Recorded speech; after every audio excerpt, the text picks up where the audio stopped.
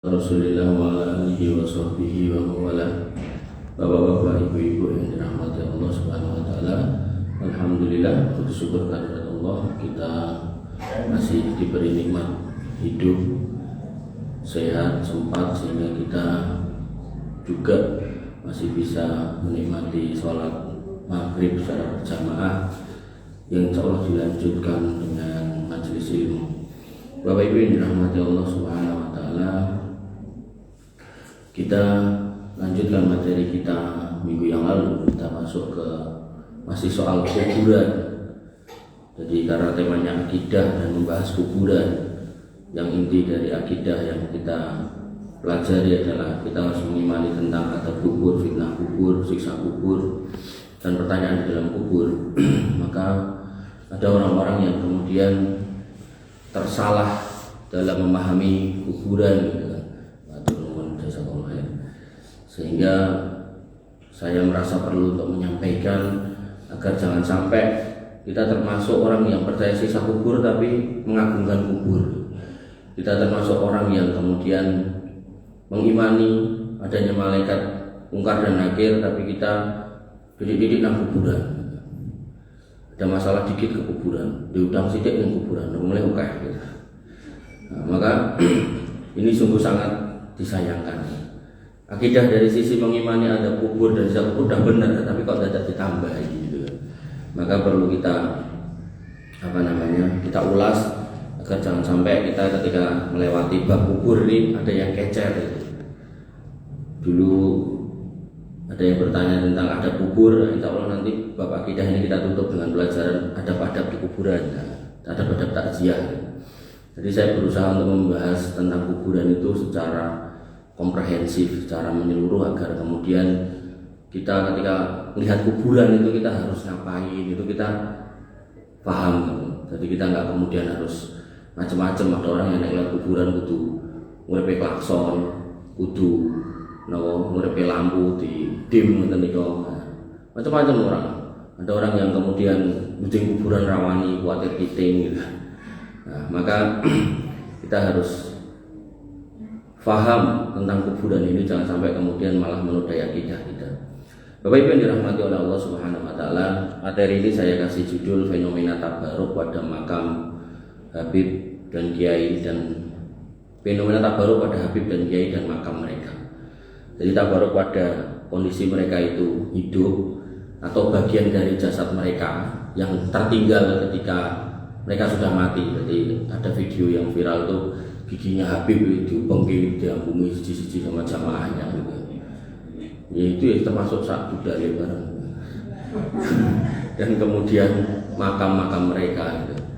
Nah, sebelum kita masuk ke situ gitu kan, maka kita harus paham bahwasanya Islam ini sudah sempurna gitu. Jadi Allah Subhanahu wa taala menegaskan dalam Quran surat Al-Maidah bahwa Islam itu sudah sempurna. Al-yawma akmaltu lakum dinakum wa atmamtu alaikum nikmati wa raditu lakumul Islam madina.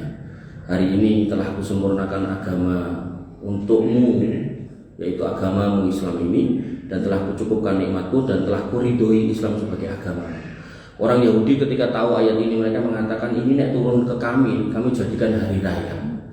Karena ayat ini menjadi pungkasane wahyu bahwasanya iki wis rampung gitu. Umpama hukum itu wis disusun dari mulai pembukaan batang tubuh sampai penutup sudah selesai, bahkan ada penjelasannya, nah, itu sudah selesai itu. Jadi sudah paket undang-undang komplit gitu kan. Nah, maka Islam itu sudah sempurna. Maka sampai orang Yahudi mengatakan seperti itu waktu itu. Nah, bahkan Nabi SAW juga mengatakan khairul quruni qarni sumaladina yalunahu sumaladina yalunahu. Masa atau zaman terbaik adalah zaman ketika aku ada.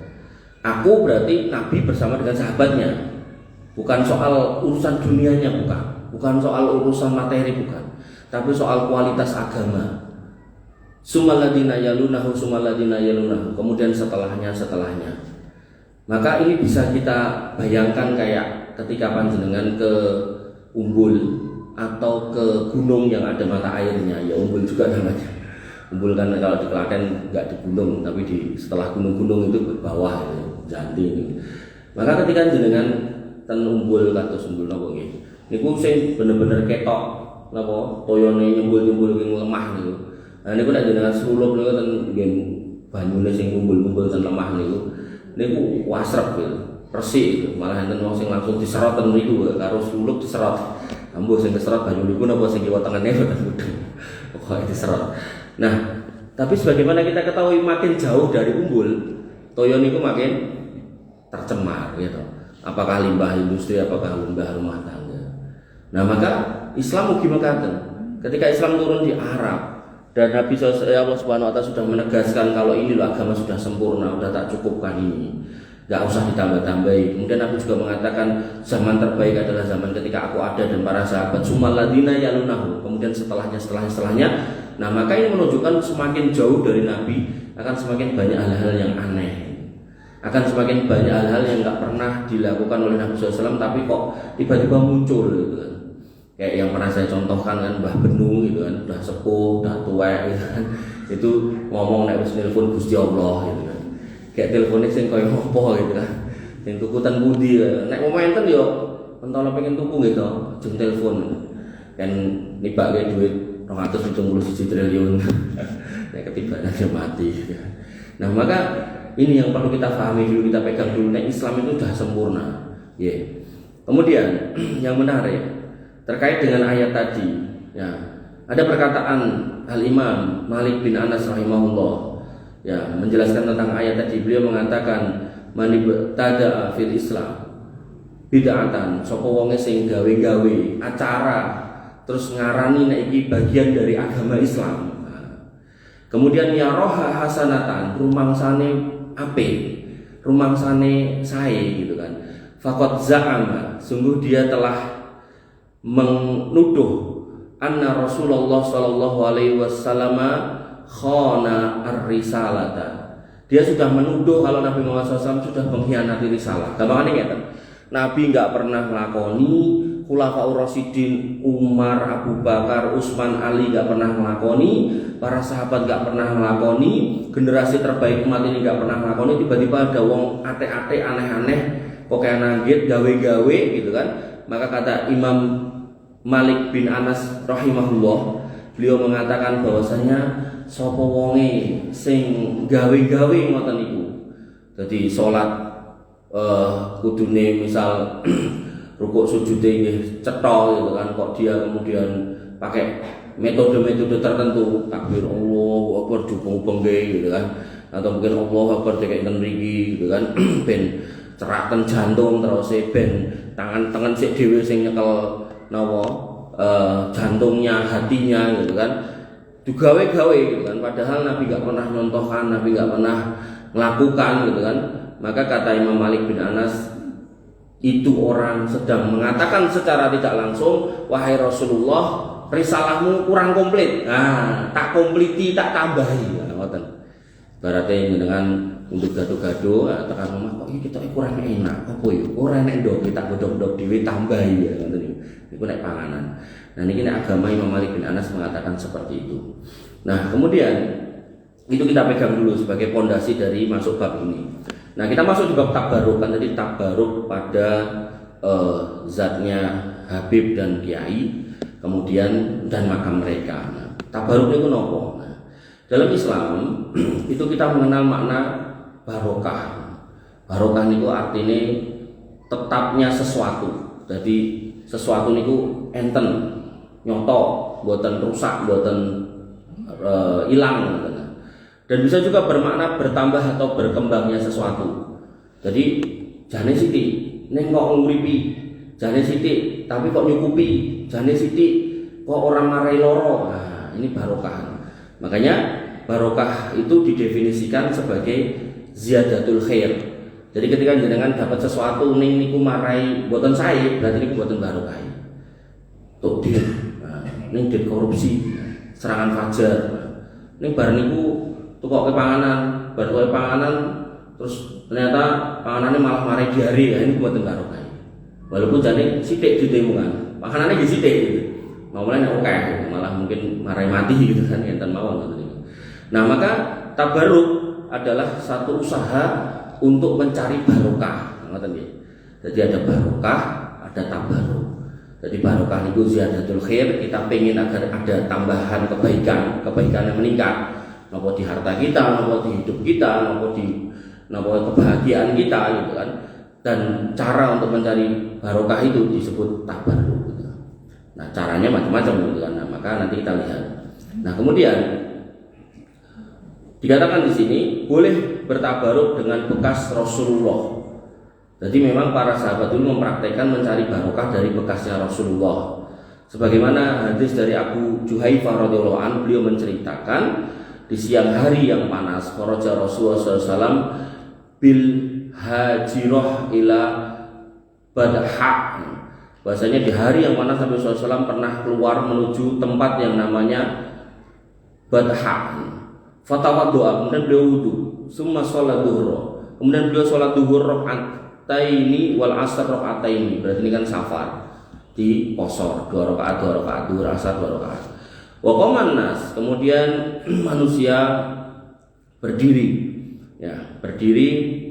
faja'alu ya'khuduna biyadaihi, dan mereka kemudian berlomba-lomba untuk ngambil dengan 2 tangannya, fayamsahuna bihima wujuhahum, dan air yang ada di tangan itu bekas wudu Nabi kemudian dipiukke ke mukanya, diusapkan ke mukanya.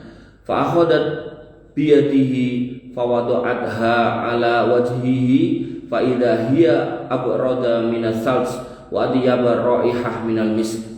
Dan kemudian aku pun juga mengambil air sisa wudu Nabi SAW dengan tanganku dan tak letakkan di wajahku. Ternyata air itu lebih dingin daripada salju dan bahkan lebih wangi daripada minyak wangi. Jadi bekasnya Nabi itu dilakukan oleh para sahabat dan nggak ada satu sahabat pun yang menentang itu, dan Nabi juga nggak melarang. Nabi, sekali lagi Nabi. Nah, kemudian ada juga yang bertabaruk dengan bekas cucian baju Nabi SAW. Jadi ini kuwo sak madya nggih, bekas wudu mboten diunjuk nggih, tinggi raup mboten sak madya nek diunjuk mengki kita lihat ada enggak yang diminum gitu kan. Dan nek sakniki kan bener-bener luar biasa. Bekas cangkeme Habib sinten atau dikumbah kan, ora mung nggo wisuh tapi diunjuk gitu, luar biasa. Maka Asma binti Abi Bakar radhiyallahu anhu menceritakan bahwa Nabi SAW memiliki jubah toyalisah yang ada tambalannya kain sutra. Kata Asma, hadza kanat inda Aisyah hatta qabadot, bahwasanya jubah ini dulu bersama dengan Aisyah, di bawah Aisyah radhiyallahu anha. Kemudian setelah beliau meninggal, maka qabattuha, aku ambil jubahnya. Wa kana Nabi sallallahu alaihi wasallam yalbasuha, dan bahasanya Nabi SAW dulu memakainya.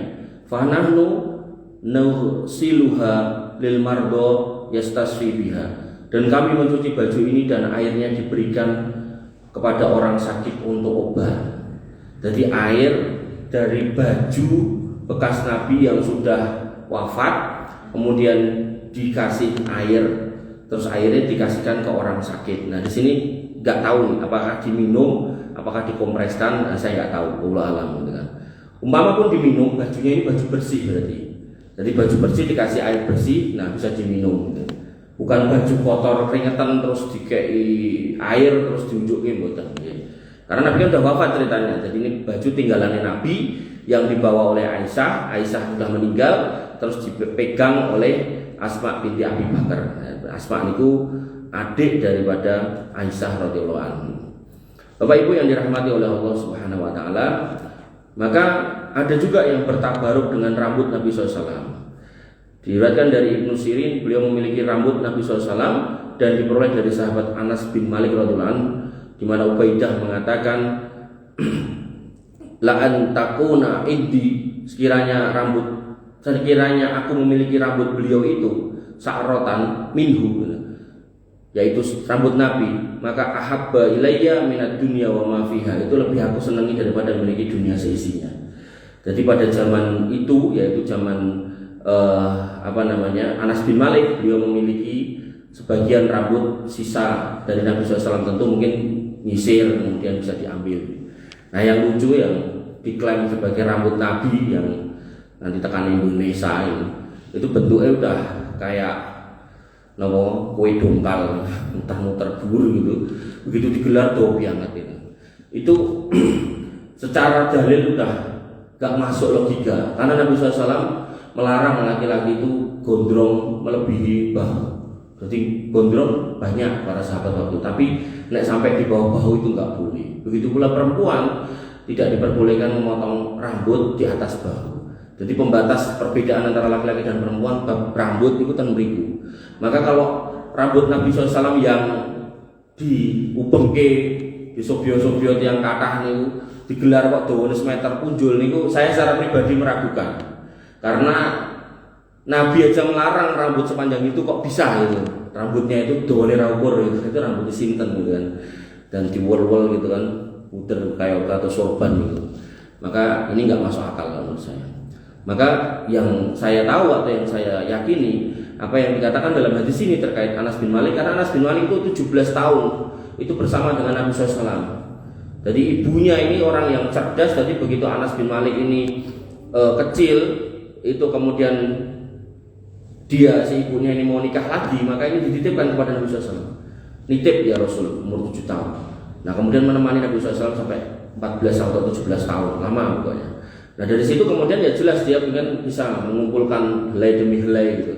Jadi ya nggak mungkin dijejer nanti 100 meter, itu saya meragukan. Wallahu ta'ala.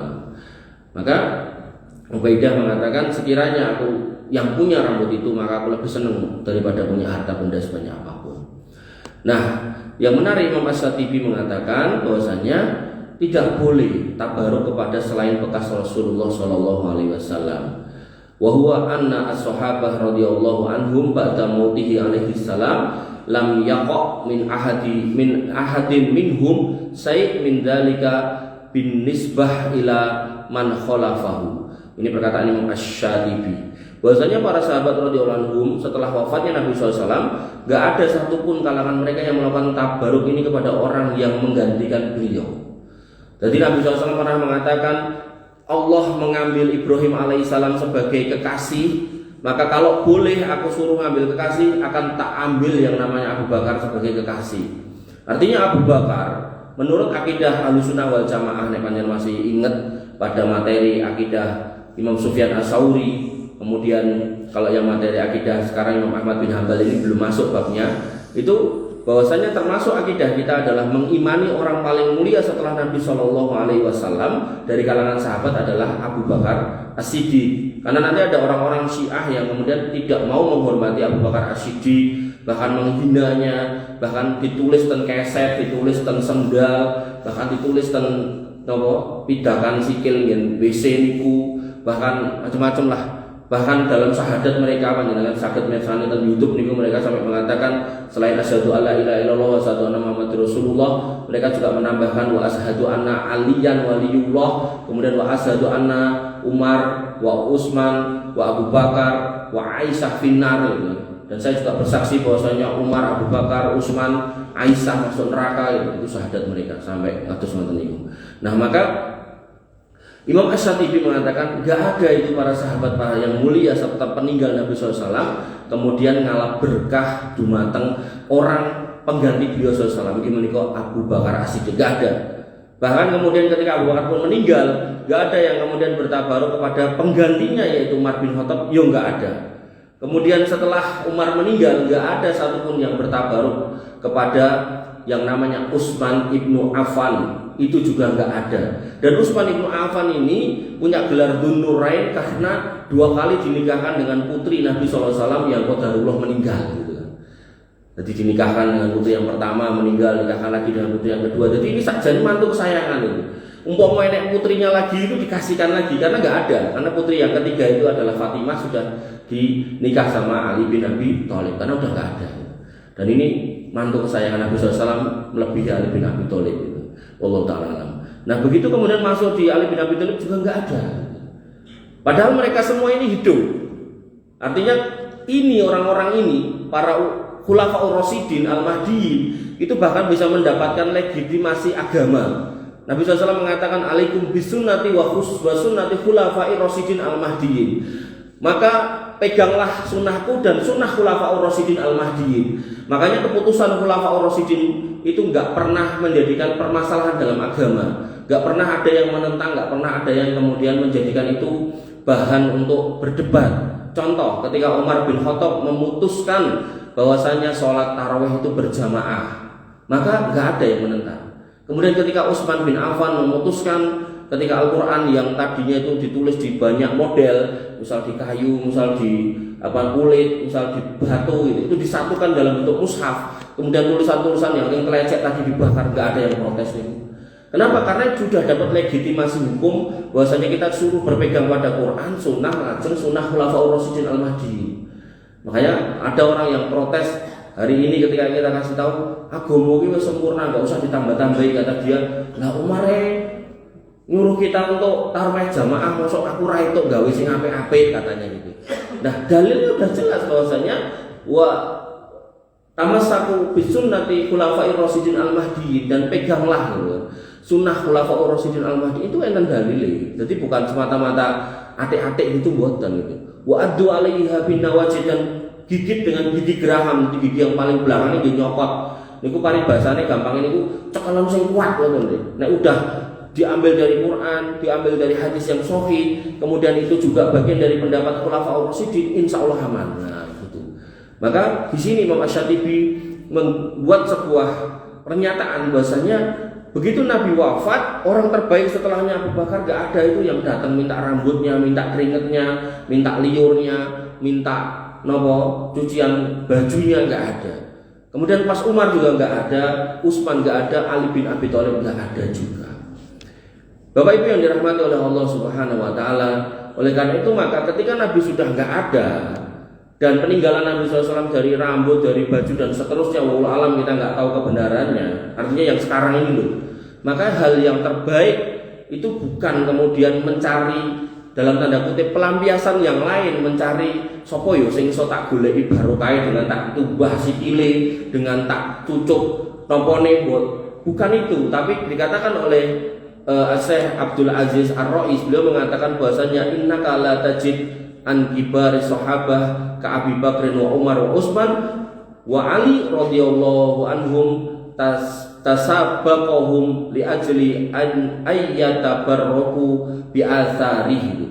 Maka Anda tidak akan mendapatkan riwayat yang menyebutkan bahwasanya sahabat-sahabat yang utama seperti Abu Bakar, Umar, Utsman, Ali, mereka itu berebut berkah dengan bekas wudhu atau ludah Nabi SAW yang dulu. Namun yang mereka lakukan adalah mengambil berkah dengan cara yang lebih utama, yaitu wahwa al-amalu sholih alladzi min ajlihi khalaqa ats-tsaqalan, yaitu melakukan amal soleh yang merupakan tujuan diciptakan jin dan manusia. Artinya ketika para sahabat yang tadi, para sahabat-sahabat tadi seperti yang dijelaskan di depan tadi, yaitu Abu Juhaifah dan sebagian sahabat-sahabat lain itu bertabaruk dengan bekas wudhu Nabi, maka 4 sahabat yang utama ini nggak pernah ada satu riwayat pun Umar, Utsman, Ali, kemudian Abu Bakar itu mencari keringat Nabi, nggak ada.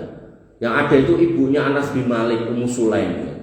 Yang ada terus tadi sahabat-sahabat gimana namanya? Sahabat-sahabat yang kecil lah gitu, bukan sahabat-sahabat senior, bukan sahabat-sahabat yang utama, itu nggak pernah itu. Jadi bahkan Syekh Abdul Aziz Ar-Rais mengatakan ketika Nabi hidup pun yang namanya khulafaur rasyidin nggak pernah bertabaruk dengan zat Nabi SAW. Sehingga ketika mereka tidak melakukan itu kepada Nabi, yang melakukan kepada Nabi itu cuma sahabat-sahabat yang kecil-kecil, dan tapi itu nggak dilarang, boleh-boleh aja. Kemudian setelah Nabi wafat nggak ada yang bertabaruk kepada Abu Bakar, Umar, Utsman, Ali gitu kan. Maka tentu orang-orang hari ini nggak lebih baik daripada 4 sahabat ini. Nabi SAW dalam sebuah hadis pernah mengatakan la tasubbu ashabi, jangan kamu hina sahabatku gitu. Lau anfaqtum misla Uhudin dahaban, sekiranya engkau punya emas segede gunung Uhud, buat infakkan, maka nggak akan bisa ngungguli sedekah infaknya sahabatku walaupun cuma satu genggam atau satu satu colok-colokan tangan itu, satu mut itu. Sak mut itu sementen. Nek 4 mut itu ketemune niku satu sok. Satu sok niku nisab zakat fitrah niku. Sekitar 3 liter atau 2,5 kilo kira-kira segitu.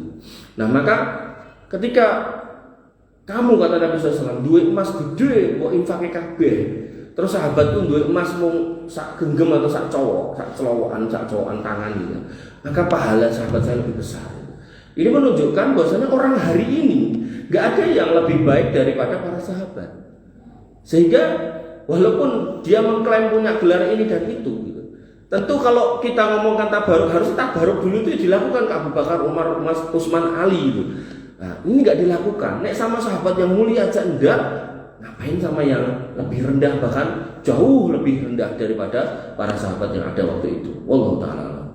Kemudian kita masuk ke bab atau subbab berikutnya, yaitu tentang wali Allah. Nah, wali Allah niku sinten? Tadi kan tabaruk sudah, gitu kan. Nah, sekarang wali Allah. Secara bahasa, wali Allah niku kosok balen dari musuh Allah. Nah, dan wali Allah itu adalah orang yang mendekat dan menolong agama Allah, atau orang yang didekati dan ditolong Allah. Gampangannya orang yang dengan amal solehnya Allah remen, terus Allah memberikan pertolongannya. Nah, pertolongan pada wali Allah itu namanya ma'unah. Pertolongan pada wali Allah juga bisa disebut sebagai karomah. Adapun pertolongan kepada para nabi dan rasul itu namanya mukjizat. Nah, berbeda. Maka ketika mukjizat itu Allah ngandani, Musa tongkatmu iso ngene. Muhammad tanganmu iso metu banyu, dan seterusnya. Jadi nabinya tahu kalau bisa itu gitu. Tapi kalau yang namanya karomah itu orangnya nggak tahu gitu. Tapi tiba-tiba bisa gitu. Sebagaimana yang terjadi pada Umar bin Khattab ketika sedang khutbah gitu. Sedang khutbah Jumat, orang lagi dengerin. Nah, beliau kemudian menjelaskan suatu hal, tiba-tiba beliau mengatakan Melayu rono, pindah kono gitu kan. Dan para sahabat bingung apa gitu kan. Nah, ternyata ada pasukan yang dikirim yang sedang berperang pada hari Jumat itu, yang mana Umar itu punya pandangan, terlihat bahwasanya pasukan ini harus pindah ke sebelah sana untuk mendapatkan kemenangan. Nah, itu pun juga terjadi sekali itu toh, bukan berarti terus dia kesaktian ngoten iku bendina ngoten. Makanya kalau ada orang yang dikatakan ahli agama, entah ustaz, entah kiai, kok kemudian mengatakan aku di karomah, nek dibaca orang mempan, itu bukan karomah, itu sihir. Ya, jadi beda sekali. Yang namanya karomah itu bukan ilmu yang dituntut terus duwe terus dipraktekke dipamerke mboten. Ki ustaz iki di karomah diobong ora kobong kaya Nabi Ibrahim mboten. Enggak seperti itu. Jadi karomah itu datangnya itu pun nggak tahu jadwalnya, nggak ngerti gitu. Tapi begitu ada keperluan, ada kebutuhan, ada kondisi yang mendesak, Allah berikan. Nah, ngoten nggih. Nah, maka terkait wali Allah, Allah Subhanahu wa taala berfirman pada Quran surat Yunus ayat 62 sampai 63, ala inna auliya Allahi la khaufun alaihim wa lahum yahzanun. Maka ingatlah atau ketahuilah sesungguhnya yang namanya wali Allah itu nggak ada kekhawatiran terhadap mereka dan tidak pula mereka bersedih hati. Jadi yang namanya wali Allah itu orang galau, buatan bingung, buatan susah babakan dunia. Jadi dia nggak kemudian usrek anggar salaman ninggalin duit amplop buatan. Nah, kemudian alladzina amanu wa kanu yattaqun. Nah, siapa itu wali Allah? Di sini dikatakan oleh Allah, mereka ini orang yang beriman, wa kanu yattaqun, dan mereka bertakwa. Nah, takwa menurut seorang tabi'in Thalaq bin Habib itu yaitu engkau beramal ala nuri minallah. Engkau beramal di atas nur dari Allah. Nah, nur dari Allah itu didapatkan dari mana? Majelis ilmu. Karena Imam Syafi'i pernah mengeluh kepada gurunya Imam Waqi', sakautu ila waqi'in su'a hifdzi. Aku pernah mengeluh pada guruku yang namanya Imam Waqi' tentang susahnya ngafal gitu kan. Kemudian Imam Waqi' mengatakan fa arsadani ila tarkil ma'asi, hele tinggalno maksiat. Fa innal ilma nurun, ilmu kuwi cahaya, wa nurullah la yuhdalil asi. Cahaya kuwi ora cahayane Gusti Allah, sapa Gusti Allah kuwi ora bakal dikekke wong sing gaene maksiat gitu. Maka Thalaq bin Habib mengatakan at-taqwa itu adalah kita mengamalkan amal soleh ala nuri minallah yarju sawaballah. Kita mengamalkan amal soleh, kita sholat, tapi sebelum kita melaksanakan sholat kita sudah belajar cara sholat yang baik. Kita puasa, sebelum kita puasa kita sudah belajar puasa yang baik. Sebelum kita kurban, maka kita belajar kurban yang baik seperti apa. Makanya nanti akan kelihatan orang yang pengen bertakwa nih nurnya nggak ada. Misal di satu masjid itu kan, eker-ekeran antara si A dan si B gitu tentang hukum kurban, misalnya mau kurban, jadi nyinggung kurban siti gitu. Tentang hukum kurban kambing betina atau jantan, boleh apa enggak gitu. Berantem gitu kan. Sampai kemudian yang diamanai beli, gandeng ditengih nanggung, nek ditukokke sing jantan entuk cilik akhire tukokke betina, begitu wis dibeleh, dirapatke terus akhirnya kesimpulannya ora sah gitu. Waduh gitu kan. Maka harusnya untuk mengurangi gesekan, mengurangi permusuhan, perselisihan, perdebatan, kata Allah Subhanahu wa taala, ya ayyuhalladzina amanu, ya, atiullah wa atiur rasul wa ulil amri minkum. Wahai orang-orang yang beriman, taatlah kepada Allah, taatlah kepada Rasul dan juga kepada ulil amri. Nah, lanjutannya, wa in tanaza'tum fi syai'in farudduhu ila Allah wa rasulih. Kalau kamu berselisih, kembalikan kepada Allah dan Rasulnya. Maksudnya kembalikan pada Quran dan Sunnah. Maksudnya kembalikan ke majelis ilmu, dibahas. Sebelum ada acaranya dibahas dulu dalam bentuk kajian, sehingga nanti pas ada acaranya semua pada dong, nggak akan ada masalah. Sehingga kaidahnya ditulis oleh Imam Al-Bukhari, al-ilmu qabla al-qauli wal amal. Jadi orang Islam itu harusnya sebelum ngomong dan sebelum melakukan niku berilmu dulu gitu kan.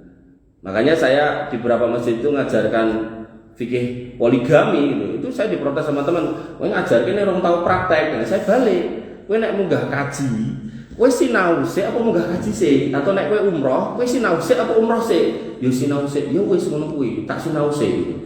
Ngono nek wis dong lah, mbuh nek mungkin praktek gitu.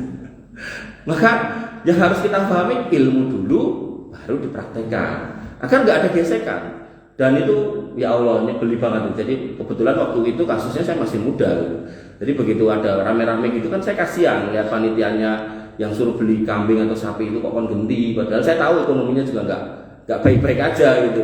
Dan saya datangi satu persatu tuh, saya sampaikan ke Pak Takmirnya, "Pak Takmir, ini nih kalau hukum korban betina itu kayak gini, saya jelaskan gitu kan." "Oh gitu ya Mas." Saya datangi ke bendaharanya juga sama, hukum korban betina itu gini. Saya datangi ke sekretarisnya, "Oh gitu ya Mas." Rapat berikutnya si Pak Takmirnya itu ngomong gitu. "Jadi kalau ada yang ngomong kalau saya nyuruh ganti yang korban sapi betina karena kemarin ada yang korban sapi betina itu anu ya, nggak ada ya kayak gitu. Saya nggak nyuruh ganti."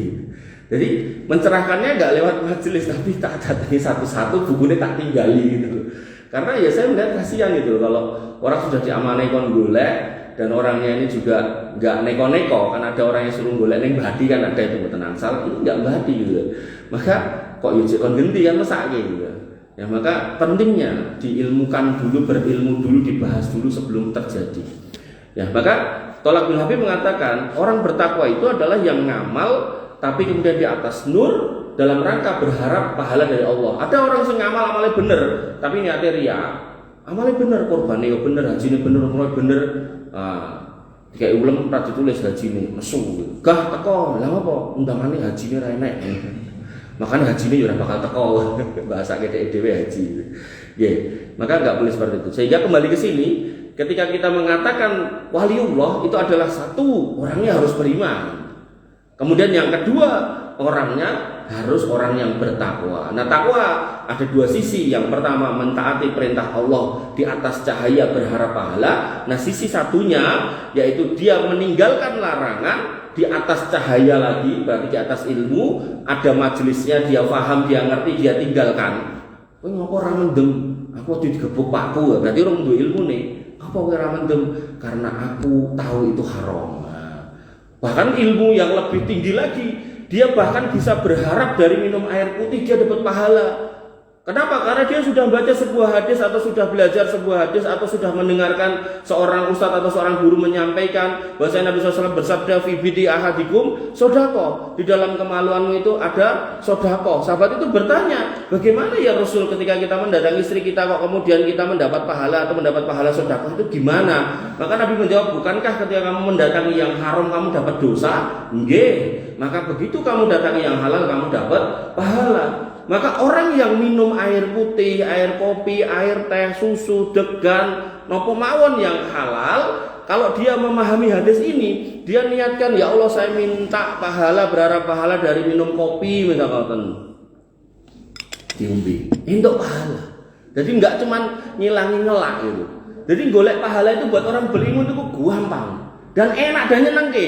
Jadi nggak ruwet. Jadi ada orang tuh, wong tonggone munggah kaji, bingung deh. Ngapa kok jenengan bingung? Aku lho. Ya ono ya ini donga ora kabul-kabul, ora iso munggah kaji, bahkan umurku iki wis 97 nyedaki mati ra munggah kaji. Padahal apa kata Nabi SAW? Ketika kita melihat orang beramal, kemudian kita minta, ya Allah, saya juga pengen ngoten niku. Jenengan sudah dicatat duwe pahala yang sama, senajan urung nglakoni. Cuman bedanya nanti kalau jenengan dedet mangkat kan ngoten. Kok kemudian ditakdirkan wafat belum nglakoni, bener-beneran dedet, ning pun kecatat duwe pahala. Nah, pentingnya ilmu niku ngoten niku. Jadi beramal dengan cerdas. Termasuk mengke korban, tonggone korban sapi, korban wedhus, kebo gitu kan. Gajah mboten asal ya. Pokoknya sing gede-gede niku dikorbanke. Kita mau korban ra dedet, jenengan ngewangi beleh, ngewangi goceki men gitu kan. Ngewangi beteti, maka kata Nabi SAW, sapa wonge sing melu nyengkuyung hal yang baik, maka dia akan mendapatkan pahala yang sama tanpa ngurangi sing korban. Wah, kuwi bahaya tenan sampai gitu. Tapi pun, engko kabeh pengennya nyekel tok. Ya ampun. Setiap orang punya kadarnya masing-masing. Nek jenengan gadah yatra ya tetap harus melu gitu. Nanti nek mung pengen nyekeli ning ra gelem metu niku tegone wong pelit. Jadi itu buat orang-orang yang enggak mampu ngoten nih. Maka kembali ke sini. Wali niku orang beriman dan bertakwa. Makanya kalau ada orang disebut wali kok ora salat, pertanyaan. Wali opo? Karena nanti yang namanya wali dalam Al-Qur'an itu disebut 2 kali, yaitu aulia Allah dan aulia asyaiton. Wali Allah dan wali setan. Hati-hati. Wali iki kudu salaman itu dicucuk, nek perlu nganti rambute wulune brodol gitu kan. Gen piye? Gen ngene gen ngono gen ngono. Wayah salat ora salat. Nah, pertanyaan, iki wali apa? Enten ngoten niku. Iku ora salat walimu. Beh, kowe ora ngerti. Iki nek salat iki ora ning kene, ning Mekah ngono. Wah, luar biasa. Padahal nek ten mriki wayah magrib ten mriko jare ngadan. Pripun coba? Anyel to. Dan itu ternyata memang beliau-beliau itu dibawa sama setan, ditaruh di satu tempat yang dia itu dihayalkan seolah-olah itu ada di Mekah. Sama kayak ketika terjadi pergulatan sihir, tukang sihirnya Fir'aun sama Musa alaihissalam. Tukang sihirnya Fir'aun, ayo lawan, tongkate diuncal kabeh dadi ula. Dipandang orang itu dadi ula cilik-cilik. Begitu Musa, tongkate diuncal dadi ula gede. Mereka tukang sihir langsung angkat tangan, terus nyerah itu. Kenapa? Karena yang mereka lakukan itu cuma merubah pandangan. Napa nek wong Jawa ngarani nyirep gitu loh. Jadi wong ketok ora pati ganteng, ora pati ayu, ketok ayu ngoten niku. Nah ini juga gitu. Jane ya ditongkat temen niku tapi ketok ula, kloget-kloget. Tapi Musa bener-bener dadi ula. Lah para penyihir pun mengatakan iki nek ora nabine Gusti Allah ora mungkin. Makanya mereka beriman. Sama Firaun pun dihukum mati, mereka ya pasrah ora apa-apa. Wong iki wong bener kok gitu loh. Nah, maka dalam konteks wali tadi nggih ngoten. Syaratnya beriman dan bertakwa. Oke, Islam beriman, oke. Salat ora. Ada juga diomong ke wali gitu, langsung salaman wong wedok-wedok gitu kan. Wah, nyucuk tangan dijarke wae. Iki piye gitu kan. Nabi itu sampai mengatakan, "Saya tidak nyentuh tangannya wong wedok." Saya membaiat perempuan tapi saya enggak pegang tangan perempuan. Nabi lho ngomong ngoten. Mosok ning kene lagi ngomong wali gitu kan. Terus tangannya dicungke. Cara tangannya iso dicopot ya kono. Lah kesel ngadeg gitu kan. Nah, luar biasa nggih. Jadi pentingnya ilmu. Serius, ilmu niku penting banget. Bapak Ibu yang dirahmati oleh Allah Subhanahu wa taala, dalam ayat yang lain dikatakan, "Qul in kuntum tuhibbunallaha fattabi'uni." Kalau panjenengan ngaku tresna kalih Gusti Allah, melu aku kata Nabi. Melu aku. Agar supaya apa? Yuhibbukumullah. Panjenengan ditresnani kalih Gusti Allah wa yaghfir lakum dzunubakum, dan panjenengan diampuni dosa-dosanya. Nah, yuhibbukumullah ini menjadi asas kalau panjenengan pengen jadi waliullah, pengen mendapat pertolongan Allah, pengen mendapat perlindungan Allah, panjenengan kedah melu Nabi. Nah, makanya nanti dalam sebuah hadis Nabi SAW mengatakan kullu ummati yadkhulunal jannah. Kabeh wong sing ngaku Islam nyemplung surga illa man aba, kecuali wong sing ra gelem. Kemudian para sahabat bertanya, wa qila wa may ya'ba ya Rasulullah, sinten kok enten wong sing mboten kersa mlebet surga? Kata Nabi, faman ata'ani dakhalal jannah faman asani faqad aba. Melu aku kuwi mlebu surga, ora manut kuwi wong sing ora gelem. Maka pentingnya memahami yang namanya waliullah, sekali lagi pertolongannya itu mboten diketahui kapan, diprogram. Wah, kalau mboten gadah duit terus dongo, ya Allah jatuhkan duit makhluk, mboten ya. Enggak seperti itu. Ada pertolongannya tapi kemudian masanya, periodikalnya, kapannya itu enggak diketahui. Nah, enggak bisa diprogram. Kemudian kita sedikit mengulas contoh wali. Contoh wali yang pakai dalil. Jadi orang mau apa istilahnya? Memprasangkai si fulan wali, tapi ada dalilnya. Ketika tadi di depan saya jelaskan bahwasanya orang paling mulia setelah Nabi adalah Abu Bakar As-Siddiq. Tapi ternyata banyak dalil yang menunjukkan karomah justru didapatkan bukan pada Abu Bakar As-Siddiq tapi pada Umar bin Khattab. Ini bukan menunjukkan Abu Bakar As-Siddiq itu nggak lebih mulia daripada Umar bin Khattab. Umar itu nggak lebih mulia dari Abu Bakar As-Siddiq. Itu sepakat ulama kaum muslimin, ya ulama-ulama dari dulu sampai hari ini sepakat seperti itu. Cuman dalam prakteknya ternyata yang banyak mendapatkan karomah itu Umar bin Khattab. Nggak masalah. Sehingga orang kalau kemudian dikatakan wali nggak mesti gitu loh, bisa yang aneh-aneh, bisa mabur, bisa nggak mesti gitu. Makanya suka aneh ketika kemudian ketemu ini seorang dua orang ustaz kemudian pengen ngetes ilmu nih. Bukan soal hafalan Quran, soal hafalan hadis boten. Ditongke geni, yo cekelen, nek kowe ra kepanasan kowe wali ya. Nek kowe ra kepanasan berarti ilmumu bener. Jadi parameter kebenarannya justru ngetes dengan kayak gitu-gitu. Ini nggak betul ya. Ya. Pun ada. Oh belum. Nah, maka yang pertama Nabi SAW mengatakan bahwasanya dakhalal jannatu fa idza ana bi qasrin. Aku ki pernah mlebu surga. Terus ning kono tak delok enek sebuah istana dari emas. Ini berdalil ya. Artinya ketika kita katakan Umar bin Khattab itu waliullah itu ada dalilnya. Jadi enggak cuma ngawur gitu kan. Maka dikatakan fakultu liman hadal qasr. Aku pun bertanya kepada malaikat, iki istana sinten gitu. Qalu malaikat mengatakan li syabin min Quraisy. Iki dienggo cah lanang saka Quraisy. Nah, Nabi kan wis ngrumangsa iki berarti nggon aku gitu kan. Kemudian fadonantu anni ana huwa. Kemudian kata Nabi, aku merasa itu adalah aku. Fakultu, aku tanya lagi ke malaikat, waman huwa, sapa kuwi? Wong lanang saka Quraisy, sapa kuwi? Faqalu, malaikat mengatakan Umar ibnul Khattab, Umar bin Khattab. Pertanyaannya, apakah Nabi enggak dikasih? Dikasih. Mungkin bukan yang itu, yang lain di surga yang sebelah sana, yang lain dengan kondisi yang lebih baik dan lebih gede. Cuman namanya manusia ketika ndelok barang api gitu kan, barang mewah gitu kan, fitrahnya merasa iki aku. Apalagi disebutkan laki-laki Quraisy. Ternyata itu adalah Umar bin Khattab. Dalil. Ini menunjukkan bahwasanya ada satu keadaan istimewa dari seorang hamba Allah yang namanya Umar bin Khattab. Karena sudah adzan, insya Allah kita lanjutkan di minggu yang akan datang membahas tentang kewalian Umar bin Khattab. Bila mengatakan dengan sakit kula aturaken kirang langkung nyuwun pangapunten. Akhirul kalam subhanakallahumma bihamdika asyhadu an la ilaha illa anta astaghfiruka wa atubu ilaik. Assalamualaikum warahmatullahi wabarakatuh.